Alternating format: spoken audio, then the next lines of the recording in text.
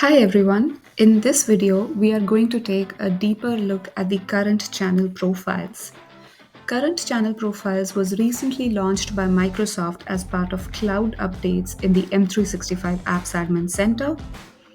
In the last video, you saw that I clicked Finish Enabling Cloud and activated my Current Channel Profiles. So right now it is rightly labeled as enabled.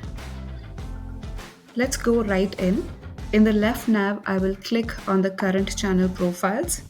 Here, what I see is that a rollout is in progress. It's currently active. I see on the overview tab the current release date and the release information.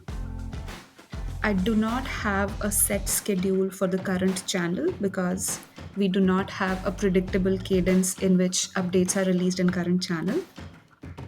There is an update progress bar which represents my devices across two statuses. How many of my devices have completed updating to the latest version that was available for current channel and how many have not even started. As you can see, none of my devices have been updated yet.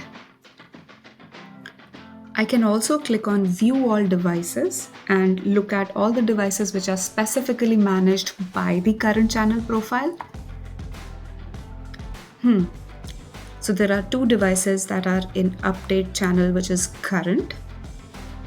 Going back into the current channel profile, I do want to highlight that all those devices in your environment which belong to the current channel will automatically get pulled into the current channel profile and you will be able to see those devices across either of these two statuses.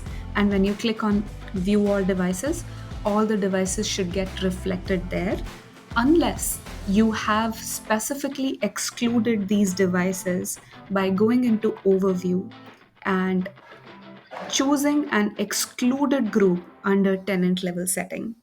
More on exclude groups in the next video. Thank you so much for watching. See you in the next video.